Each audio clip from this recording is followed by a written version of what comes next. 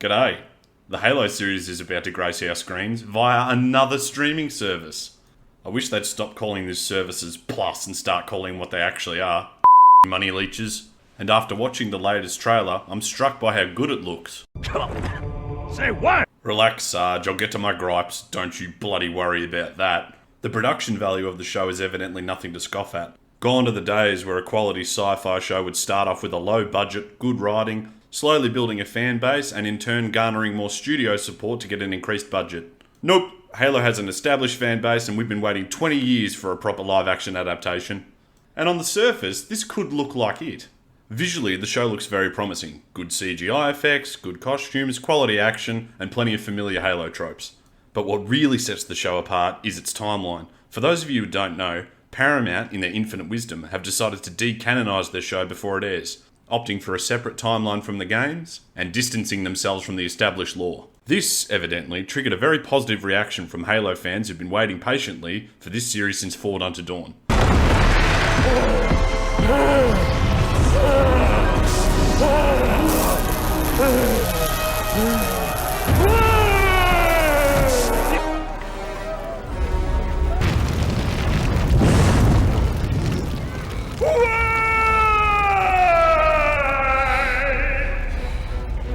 The improved Silver timeline means the studio can take liberties. Take steps to enhance characters with new voices. It also means they're not hindered by the cumbersome lore of the established universe. Instead, they can pick and choose the best bits in order to construct their own story. Wait a box-ticking minute. This sounds like fanfiction. It is fanfiction!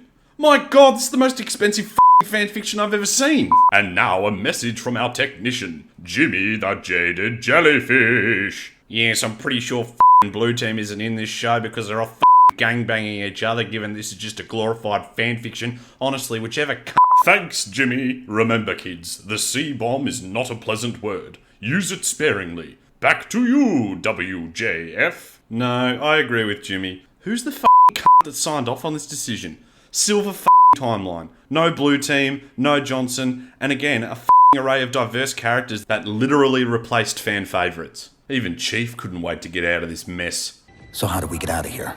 No amount of special effects are going to change the fact that this show is not canon. In fact, I would argue that it actually makes things worse. Paramount's poured all this money into this show and none of it matters. But let me explain. Existing Halo fans that Paramount want because they bought an existing IP care about the Master Chief and Blue Team. For many fans, they've followed this team since 2001 with the original Halo game and the Fall of Reach novel. We've seen their struggles and become attached to them. There are stakes and consequences that exist in the established lore. So much so that when, spoiler alert, original members of Blue Team like Sam and Kurt are killed by the Covenant, we care about their sacrifices and it means something. Now, right off the bat, none of that matters. All the emotional investment that fans have saved up for 2 decades have been cashed in for some cheap diversity dollars. And don't think for a second that this new character isn't designed to appeal to a very particular market audience. At worst, this is deliberate pandering to a foreign market in search of C dollars. No, not the other C word.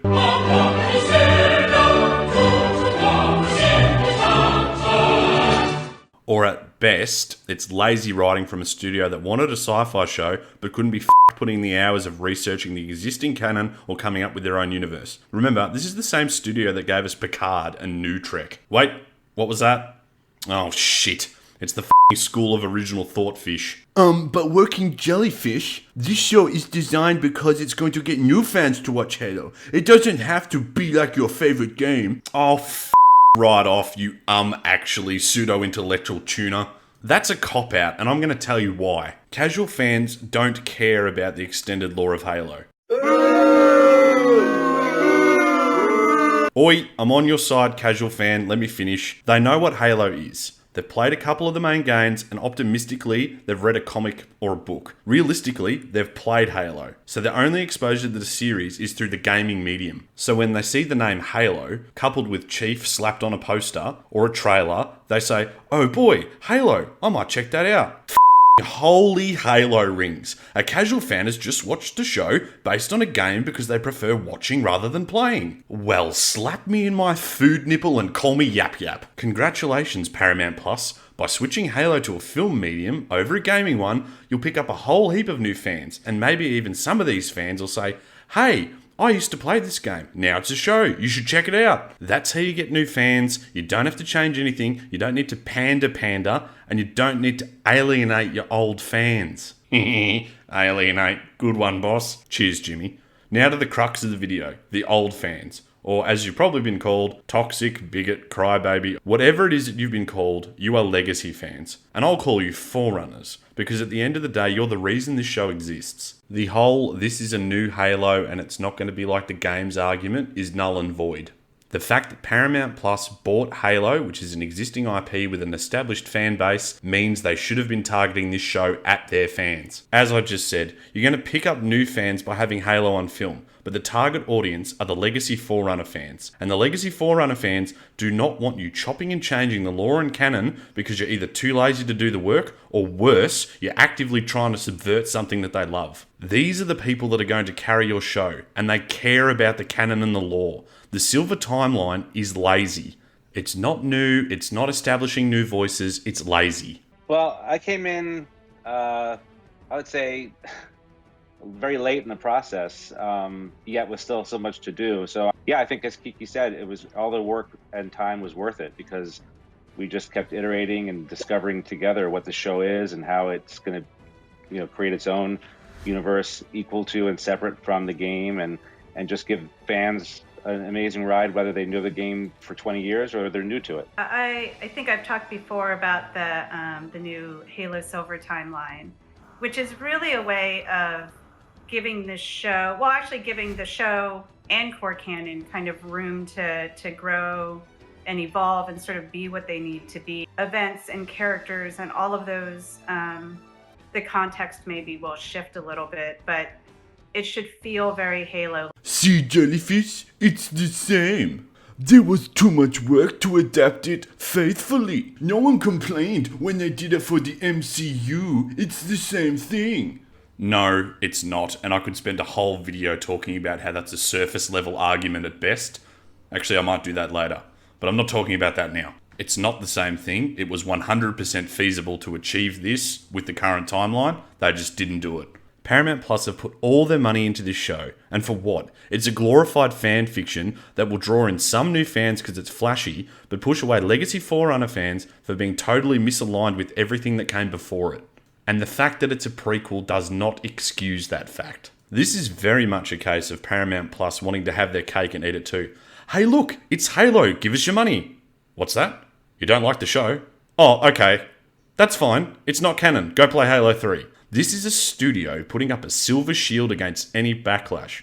Crafty, but much like a Halo 2 legendary Jackal sniper, I can see what you're doing. I've been headshot before, and I know where you are now. And as soon as I get over there, I'm gonna teabag the shit out of you, you stupid motherfucker.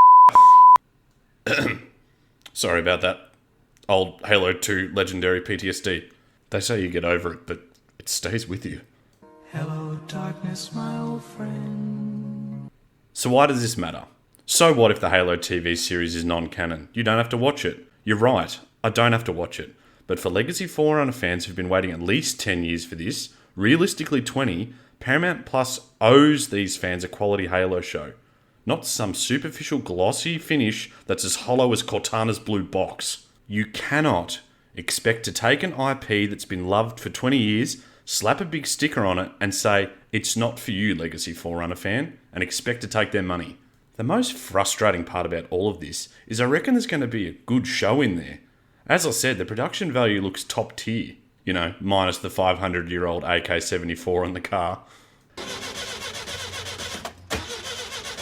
Does anyone have any jumper cables? But none of it matters. It's all surface-level flash with no substance.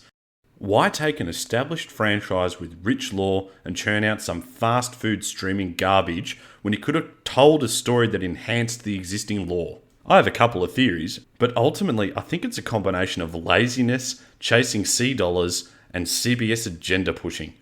Halo is a story about hope, about humanity's last stand against overwhelming odds in a galaxy of deep intrigue and mystery. It inspires people to become more than they are, to step into the shoes of the last best hope of humanity. But in the hands of Paramount Plus, it's looking like it's going to be a case study into toxic masculinity, with improved and empowered Silver Timeline characters that uses Halo as an uncanny meat skin.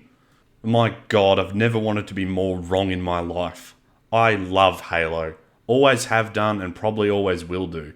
But I've got some serious bad vibes from this. The waters are drifting in an uncomfortable direction and I don't like where they're headed. But remember, I'm just a brainless lump and... I need a weapon. Hooroo.